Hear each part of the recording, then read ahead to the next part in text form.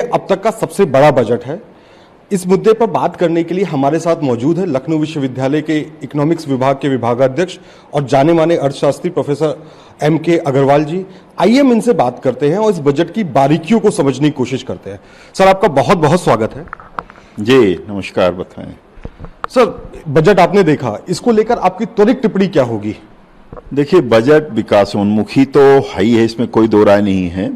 इन्होंने जो गैप्स पीछे छूटे हुए थे, क्योंकि कोई भी प्रक्रिया होती है उसको कंसोलिडेशन में समय लगता है, तो उसको देखते हुए जो कमी रहेगी, मान लीजिए कि एक्सप्रेसवे बनाया तो उसके किनारे लॉजिस्टिक डेवलपमेंट छूटा हुआ था, बिना उसके विकास को आगे नहीं बढ़ाया जा सकता थी, उस पर इस बार फोकस किया है। दूसरा, बिजली के मामले में आत्मनिर्भरता, क्योंकि बिजली की मांग बहुत तेजी से उत्तर प्रदेश में बढ़ रही है।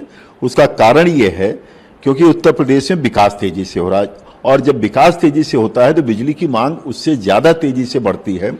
तो उस पर आत्मनिर्भरता की तरफ बढ़ने के लिए दो उदाहरण मैं दूंगा। एक, किसानों के सोलर पंप पर विशेष ध्यान दिया जा रहा है, जिसमें प्रधानमंत्री की स्कीम भी है।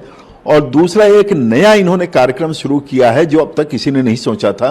वो है कि ग्रामीण सड़कों पर बाबू कल्याण सिंह के नाम पर उसको सोलर एनर्जी से आच्छादित करना, यानी कि सोलर लाइट से आच्छादित करना। और इसी क्रम में सोलर पर बहुत फोकस है। अगर आप उठा करके देखें तो जैसे बुंदेलखंड में भी ग्रीन एनर्जी का कॉरिडोर बनाना, तो ये सारी चीजें जो लेकर के जा रही हैं, एनर्जी उपलब्धता कराना, इसी प्रकार से मानव शक्ति को तैयार करना। आप उठाकर देखें, चाहे खेलो इंडिया हो, 75 जिलों में खेलो इंडिया सेंटर तैयार करना हो, चाहे खेल विश्वविद्यालय हो, चाहे आयुष विश्वविद्यालय हो, या इसी प्रकार से फॉरेंसिक साइंस इंस्टीट्यूट हो, या लॉ यूनिवर्सिटी की बात हो, तमामों इस तरह की जो चीजें हैं जो भारत के अन्य राज्यों को अपेक्षित हैं, यहाँ अपेक्षित हैं।